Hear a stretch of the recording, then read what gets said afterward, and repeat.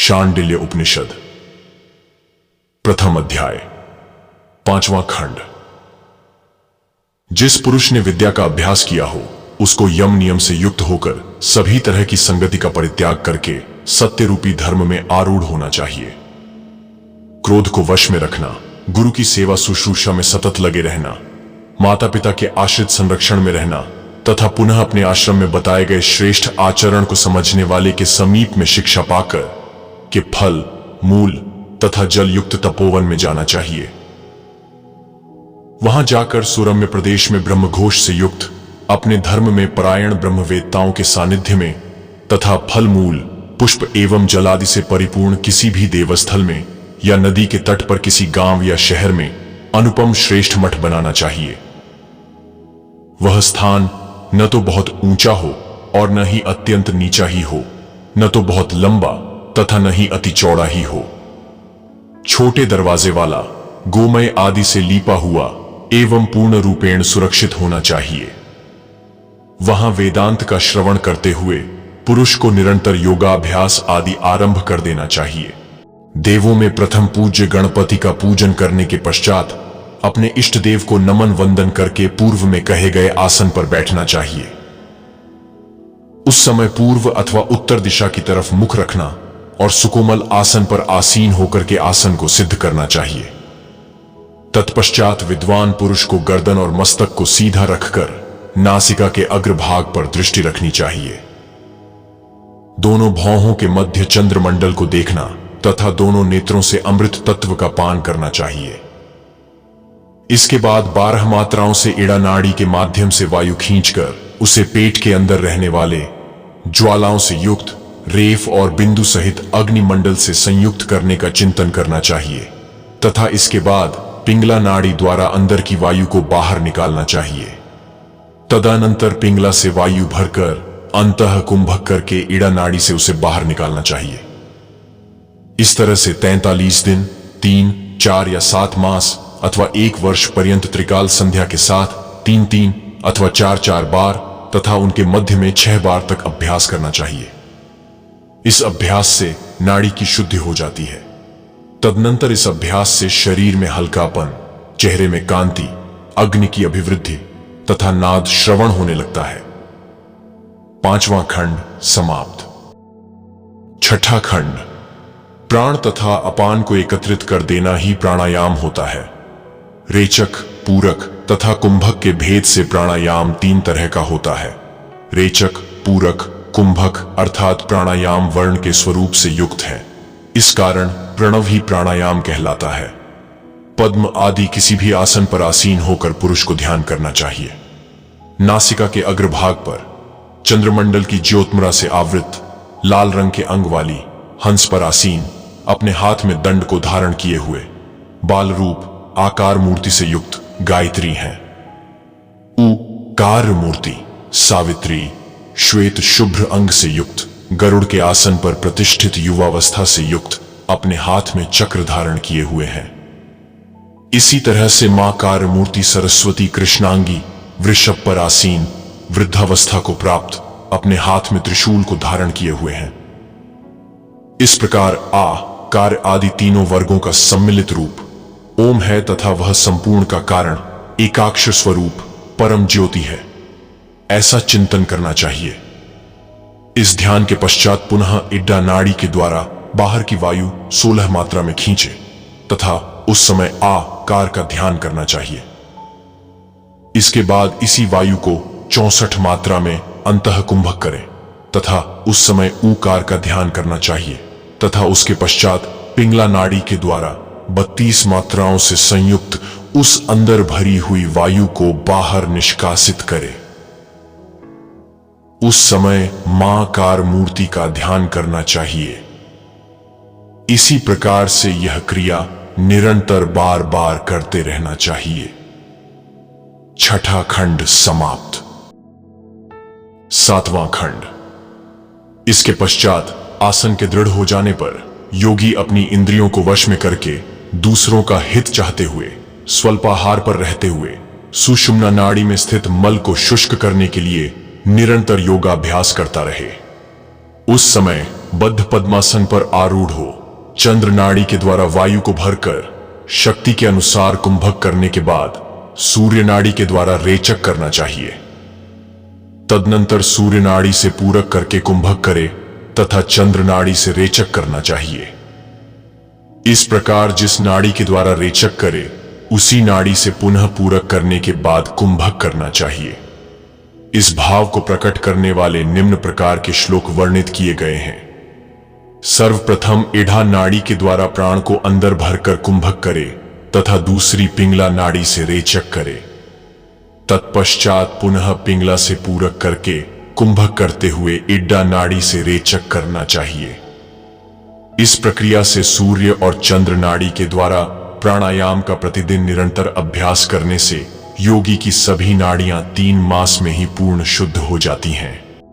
प्रातः काल, मध्याह्न काल, सायंकाल तथा मध्य रात्रि में इसी तरह से 4 बार मंद मंद गति से 80 मात्राओं तक कुंभक का अभ्यास करना चाहिए। कनिष्ठ प्राणायाम के करते समय शरीर में पसीना आ जाता है। मध्यम स्तर का प्राणायाम करने में शरीर में कपकपी छूटती है और श्रेष्ठ प्राणायाम में पद्मासन में अवस्थित योगी अपने आसन से ऊपर उठ जाता है। प्राणायाम करते समय श्रम के कारण शरीर में से जो पसीना निकल आता है उस पसीने को शरीर में ही मल लेना चाहिए, क्योंकि इससे योगी का शरीर अत्यधिक मजबूत और हल्का हो जाता है। प्राणायाम का अभ्यास करते समय प्रारंभिक अवस्था में दुग्ध एवं घृत के भोजन को ही अत्यधिक श्रेष्ठ बतलाया गया है। तत्पश्चात जब अभ्यास स्थिर हो जाता है तब किसी नियम की आवश्यकता नहीं रहती। जिस प्रकार शनैः शनैः सिंह, गज और व्याघ्र आदि को वश में कर लिया जाता है, उसी प्रकार वायु भी प्राणायाम के अभ्यास से धीरे धीरे वश में आ जाती है।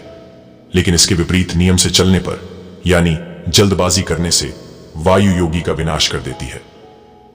अतः जिस प्रकार से ठीक बने वैसे ही रेचक करना चाहिए, जैसे ठीक लगे वैसे ही पूरक करना तथा ठीक लगने तक ही कुंभक करना चाहिए। इस प्रकार का अभ्यास करने से शीघ्र ही सिद्धि प्राप्त हो जाती है। यथेष्ट शक्ति के अनुसार कुंभक करने से अग्नि प्रज्वलित होती है तथा नाड़ियों के शुद्ध होने से नाद श्रवण होता है और शरीर रोग रहित हो जाता है। विधि विधान पूर्वक प्राणायाम करने से योगी के समस्त नाड़ी समूह शुद्ध हो जाते हैं। तब सुषुम्ना नाड़ी का मुख भेदन करके वायु सुखपूर्वक उसमें प्रविष्ट हो जाता है। वायु जब बीच में संचरित होती है तब मन सुस्थिर होता है, और जब मन की ठीक तरह से स्थिरता हो जाती है तब उसी स्थिरता को मनोन्मनी अवस्था कहा जाता है। साधक को पूरक के अंत में कुंभक के समय जालंधर नामक बंध करना चाहिए तथा कुंभक के अंत एवं रेचक के प्रारंभ में उड्डयन नामक बंध करना चाहिए। नीचे की ओर मूलरध्र का संकोचन करने में कंठ का संकोचन होता है और बीच के भाग को पीछे की ओर खींचने से प्राणवायु ब्रह्मनाड़ी में निरंतर गतिमान होती रहती है। अपान वायु को ऊर्ध्व की तरफ ले जाकर तथा प्राणवायु को कंठ से नीचे की ओर लाकर के योगी साधक वृद्धावस्था से रहित होकर 16 वर्ष की आयु वाला हो जाता है। योगी सुखासन पर बैठकर दाहिनी नाड़ी के द्वारा बाहर की वायु को अंदर की ओर खींचकर सिर के बालों से लेकर पैर के नख की नोक तक में वायु को रोककर अर्थात कुंभक करके बाईं नाड़ी के द्वारा वायु को बाहर निकाले अर्थात रेचक करे। ऐसी क्रिया करने से कपाल की शुद्धि होती है और नाड़ियों में रहने वाले समस्त रोगों का पूर्णशतया विनाश ही हो जाता है। हृदय से लेकर कंठ पर्यंत शब्द के साथ दोनों नासिका छिद्रों के द्वारा धीरे धीरे वायु को खींचकर शक्ति के अनुसार कुंभक करने के बाद इड्डा नाड़ी के द्वारा रेचक करना चाहिए। यह क्रिया चलते हुए तथा खड़े हुए भी करते ही रहना चाहिए, क्योंकि इस क्रिया से कफ का शमन और जठराग्नि की वृद्धि होती है। मुख के द्वारा सीकार अर्थात सीसी करते हुए वायु अंदर भरकर शक्ति के अनुसार कुंभक करने के पश्चात दोनों नासिका छिद्रों द्वारा रेचक की क्रिया करनी चाहिए। इससे भूख, प्यास, आलस्य अथवा निद्रा का प्रादुर्भाव नहीं होता।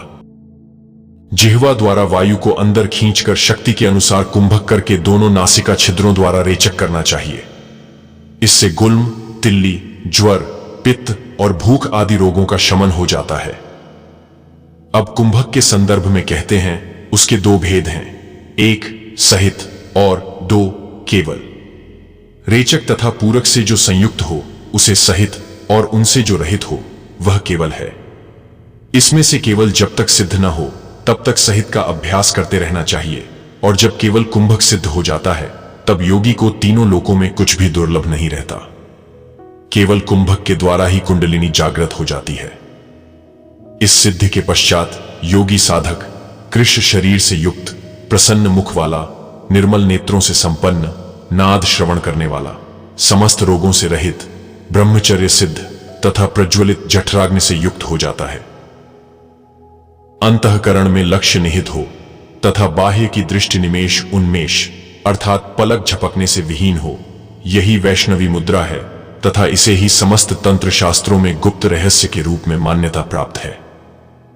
अंतः लक्ष्य में जिस योगी का चित्त और पवन विलय को प्राप्त हो गया हो, वह योगी साधक सतत निश्चल नेत्रों द्वारा बाहर की ओर नीचे की तरफ देखता हो, किंतु इसके अतिरिक्त और कुछ न देखता हो, यही खेचरी मुद्रा है। यह केवल लक्ष्य में ही एकतान एवं मंगलमयी होने के कारण वैष्णवी मुद्रा भी कही जाती है। उसमें शून्य एवं अशून्य रहित परम तत्व अविनाशी पद रूप में प्रकाशित होता रहता है। अर्ध उन्मीलित नेत्रों से युक्त, एकाग्र मन वाला तथा नासिका के अग्रभाग पर स्थित दृष्टि से संपन्न योगी अचल भाव को पाने के पश्चात सूर्य एवं चंद्रनाड़ी को भी विलय करा देता है। इस समय ज्योति रूप समस्त बाहरी विषयों से विहीन एवं दीप्तिमान जो तत्व प्रकाशित हो रहा है, वही परम वस्तु के रूप में उसका विषय होता है। हे शांडिल्य, इस प्रकार तुम्हें जानना चाहिए। योगी साधक दोनों नेत्रों की पुतलियों को ज्योति से जोड़कर दोनों भौहों को कुछ ऊंचा रखता है। यह साधक के प्रारंभिक अभ्यास का मार्ग है और इससे क्षण मात्र में ही उन्मणि स्थिति प्राप्त हो जाती है। इसलिए साधक को खेचरी मुद्रा का अभ्यास करना चाहिए, उससे वह उन्मणि दशा को प्राप्त करता है, फिर उसे योग निद्रा की प्राप्ति हो जाती है। जिस साधक को योग निद्रा की प्राप्ति हो वह योगी फिर काल के वश में नहीं होता। इस कारण हे शांडिल्य, शक्ति के बीच में मन को केंद्रित करो।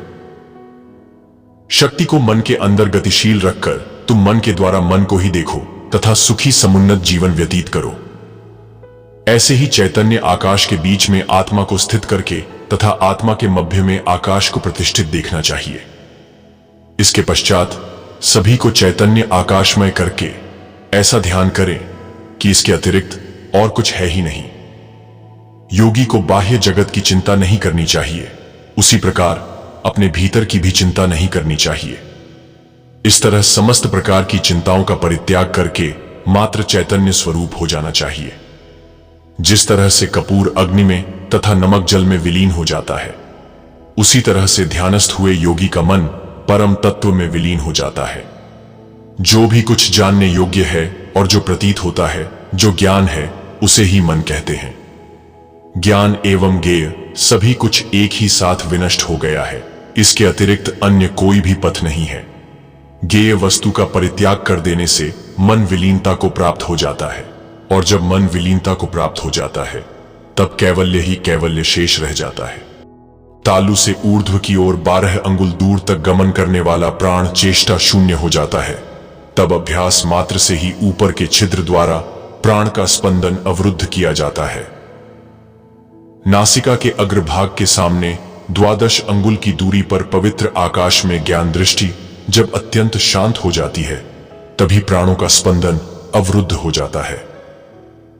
भौहों के मध्य में तारक ब्रह्म के साक्षात्कार होने पर शांति के मिल जाने से जगत व्यापार बंद होने लगते हैं तथा मानसिक संकल्प विराम लेते हैं, तभी प्राण गति अवरुद्ध हो जाती है।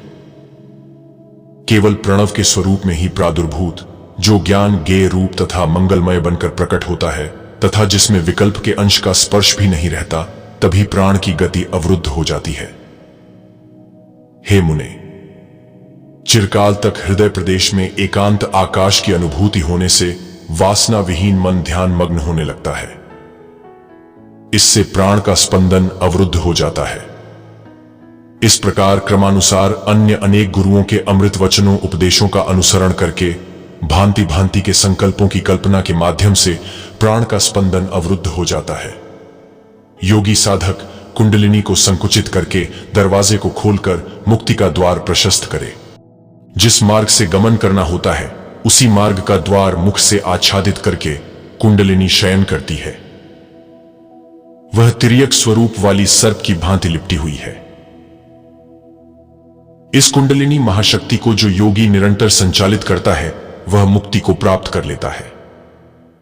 वह कुंडलिनी साधक के कंठ में ऊर्ध्व भाग की तरफ यदि शयन करती हुई हो तो वह योगियों को मुक्ति प्रदान कर देने वाली होती है, किंतु यदि वह कंठ के नीचे शयन करती हो तो ज्ञान रहित साधकों के लिए बंधनकारी सिद्ध होती है। एड़ा आदि दोनों मार्गों का परित्याग करके सुषुम्ना के रास्ते उसका आगमन होता है, क्योंकि वही विष्णु का परम पद है। प्राणायाम का संपूर्ण अभ्यास मन के साथ ही होना चाहिए। इस अवसर पर ज्ञानी पुरुष को मन को वृत्ति को अन्यत्र संयुक्त नहीं होने देना चाहिए। यहां पर यह बात नहीं है कि अमुक दिन विष्णु का पूजन नहीं करना चाहिए अथवा अमुक रात्रि को विष्णु को न पूजना चाहिए, बल्कि सदा ही विष्णु की पूजा करते रहना चाहिए। केवल रात्रि में अथवा दिन में ही न पूजना चाहिए। हे शांडिल्य, 5 इंद्रियों के प्रवाह वाला हृदय रूप रिक्त स्थान ज्ञान को प्रादुर्भूत करने वाला है तथा वहीं खेचरी मुद्रा स्थित रहती है, अतः आप उसी का सेवन करें। बाईं एवं दाहिनी नाड़ी में स्थिति होकर मध्य में वायु का संचरण होता रहता है तथा उस स्थान में खेचरी मुद्रा प्रतिष्ठित रहती है, इसमें किसी भी तरह का संशय नहीं है। इड्डा एवं पिंगला के मध्य में शून्य भाग स्थित है, वहां वह वायु को ग्रस लेता है। खेचरी मुद्रा भी वहीं पर प्रतिष्ठित रहती है एवं वहीं सत्य भी स्थित रहता है। चंद्रमा एवं सूर्य की दोनों नाड़ियों के बीच में आधार रहित धरातल स्थित है, वहीं ज्ञोम मंडल में खेचरी मुद्रा प्रतिष्ठित है। छेदन, चालन एवं दोहन के द्वारा जिह्वा को ज्यादा से ज्यादा नुकीला बनाकर भ्रुकुटी के बीच में दृष्टि स्थिर करके कपाल के छिद्र में जब जिह्वा विपरीत होकर गमन करने लगती है तभी खेचरी मुद्रा सिद्ध होती है। जिह्वा एवं चित्त दोनों ही कपाल के छिद्र रूपी आकाश में विचरण करते हैं, तभी ऊर्ध्व की ओर गई हुई जिह्वा वाला पुरुष अमृता को प्राप्त कर लेता है। बाएं पैर को एड़ी से मूलाधार को दबाकर दाहिना पैर आगे की तरफ फैलाकर उसे दोनों हाथों से पकड़ना तथा इसके पश्चात नासिका के दोनों छिद्रों से वायु को भरकर कंठबंध अर्थात जालंधर बंध लगाना एवं ऊपर की ओर उठी हुई वायु को स्थिर करना चाहिए। इस क्रिया से समस्त क्लेशों का विनाश हो जाता है। इसके बाद विष भी अमृत के सदृश पच जाता है। क्षय, गुल्म, गुदावर्ग एवं त्वचा के असाध्य एवं पुराने रोग विनष्ट हो जाते हैं। प्राण को जीतने का यह उपाय मृत्यु को पूर्ण रूप से विनष्ट करने वाला है। बाएं पैर की एड़ी को योनि स्थान के साथ संयुक्त करके दाहिना पैर बाएं पैर पर रखे तथा वायु को अंदर भरकर ठुड्डी को हृदय की तरफ दबाकर योनि स्थान को संकुचित कर मन के मध्य अपनी आत्मा का चिंतन करना चाहिए। इस क्रिया से अपरोक्ष सिद्धि की प्राप्ति होती है। बाहर से प्राणवायु को अंदर की ओर आकृष्ट करके उदर में प्रतिष्ठित करें और वहां से उसे नाभि के मध्य में, नाक के अग्रभाग में तथा पैर के अंगूठे में मन द्वारा प्रयास पूर्वक धारण करें।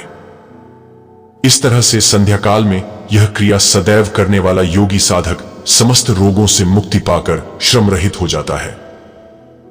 नासिका के अग्रभाग पर दृष्टि केंद्रित करने से वायु को वश में किया जा सकता है। नाभि के मध्य में स्थिर करने से सभी रोगों का नाश होता है तथा पैर के अंगूठे में स्थिर करने से शरीर हल्का हो जाता है। जो मनुष्य जिह्वा द्वारा वायु को खींचकर सतत पान किया करता है उसे श्रम या दाह नहीं होता तथा उसके समस्त रोग नष्ट हो जाते हैं। जो ब्राह्मण दोनों संध्या काल में वायु को अपनी ओर आकृष्ट करके उसको पीता रहता है उसकी वाणी में 3 मास में ही कल्याण स्वरूपा मां सरस्वती प्रकट हो जाती है। इसी तरह से 6 मास पर्यंत अभ्यास करने से समस्त प्रकार के रोगों का शमन हो जाता है। जो विद्वान पुरुष जिह्वा द्वारा वायु को ग्रहण करके जिह्वा के मूल में उसे अवरुद्ध करता है वह अमृत का पान करता है तथा उसका सब प्रकार से कल्याण ही होता है। इड़ा नाड़ी के द्वारा दोनों भौहों के मध्य में आत्मा में ही आत्मा अर्थात मन को धारण कर लेने से पुरुष देवों के आहार का भेदन करता है। इस क्रिया को संपन्न करते समय यदि वह रोगी भी होता है तो समस्त रोगों से मुक्त हो जाता है। इड़ा एवं पिंगला दोनों नाड़ियों के द्वारा वायु को नाभि तक खींचकर पेट के दोनों भागों में जो मनुष्य एक घड़ी तक चलाता रहता है वह सभी रोगों से छूट जाता है। जो मनुष्य 1 मास तक तीनों प्रातः, मध्याह्न, सायं काल में जिह्वा द्वारा वायु को अंदर आकृष्ट करके उदर के मध्य भाग में अवरुद्ध करता है वह भी देवताओं के आहार का भेदन करने वाला हो जाता है। जो पुरुष नित्य मुहूर्त भर के लिए मन के साथ वायु को नासिका के अग्रभाग पर धारण करता है उसके सभी तरह के ज्वर विनष्ट हो जाते हैं, विभिन्न प्रकार के विषों का शमन हो जाता है, उसके सैकड़ों जन्म के पाप पूर्ण रूप से छूट जाते हैं। आंख की पुतली पर संयम करने से सभी प्रकार के विषयों का ज्ञान प्राप्त होता है। नासिका के अग्रभाग पर चित्त का संयम करने से इंद्रलोक का ज्ञान प्राप्त होता है। उसके नीचे चित्त का संयम करने से अग्निलोक का ज्ञान प्राप्त होता है। नेत्र में चित्त का संयम करने से सभी लोकों का ज्ञान प्राप्त होता है। श्रोत्र में संयम करने से यमलोक का ज्ञान प्राप्त होता है। उसके बगल में चित्त का संयम करने से राक्षसों के लोक का ज्ञान होता है। पीठ के भाग में संयम करने से वरुण लोक का ज्ञान होता है। बाएं कान में चित्त का संयम करने पर वायुलोक का ज्ञान होता है। कंठ में संयम करने से चंद्रलोक का ज्ञान होता है। बाईं आंख में संयम करने से शिवलोक का ज्ञान प्राप्त होता है। मस्तक में संयम करने से ब्रह्मलोक का ज्ञान होता है। पैर के नीचे तलवे में संयम करने से अतल लोक का ज्ञान होता है। पैर पंजे में संयम करने से वितल लोक का ज्ञान होता है। पैर के जोड़ टखने में चित्त का संयम करने से नितल लोक का ज्ञान होता है। पैर की जंघा पिंडली में संयम करने से सुतल लोक का ज्ञान होता है। जानु घुटने में संयम करने से महातल लोक का ज्ञान प्राप्त होता है। ऊरु जांघ में संयम करने से रसातल का ज्ञान होता है। कमर में संयम करने से तलातल लोक का ज्ञान होता है। नाभि में चित्त का संयम करने से भूलोक का ज्ञान होता है। पेट में संयम करने से भुवः लोक का ज्ञान होता है। हृदय में चित्त का संयम रखने से स्वहलोक का ज्ञान प्राप्त होता है। हृदय के ऊर्ध्व भाग में चित्त का संयम करने से महलोक का ज्ञान प्राप्त होता है। कंठ में संयम करने से जनलोक का ज्ञान प्राप्त हो जाता है। भ्रुकुटी के मध्य में संयम करने से तपलोक का ज्ञान प्राप्त होता है। मस्तक में चित्त का संयम करने से सत्यलोक का ज्ञान प्राप्त होता है। धर्म तथा अधर्म में संयम करने से भूत भविष्यत का ज्ञान हो जाता है। विभिन्न प्राणियों की आवाज में संयम करने से उनकी बोली का ज्ञान होता है। संचित कर्म में संयम करने से पूर्व जन्म का ज्ञान होता है। दूसरे लोगों के चित्त में संयम रखने से दूसरे के चित्त का ज्ञान होता है। शरीर के रूप में संयम करने से दूसरे का स्वरूप हो जाता है। बल में संयम करने से हनुमान आदि के जैसा बल प्राप्त हो जाता है। सूर्य में संयम करने से समस्त भुवनों का ज्ञान हो जाता है। चंद्र में संयम करने से समस्त तारामंडलों का ज्ञान हो जाता है। ध्रुव में संयम करने से उसकी गति का दर्शन होता है। स्वार्थ में संयम करने से पुरुष का ज्ञान होता है। नाभिचक्र में संयम करने से शरीर व्यूह का ज्ञान होता है। कंठकूप में संयम करने से भूख प्यास समाप्त हो जाती है। कूर्म नाड़ी में संयम करने से स्थिरता आती है। तारा में संयम करने से सिद्ध दर्शन होता है। शरीर के आकाश में संयम करने से मनुष्य आकाश में गमन कर सकता है। इस तरह से भिन्न भिन्न स्थानों में संयम करने से उस स्थान में स्थित विभिन्न प्रकार की सिद्धियां प्राप्त होती हैं। 7वां खंड समाप्त। शेष अगले भाग में। ओम शांति विश्वम।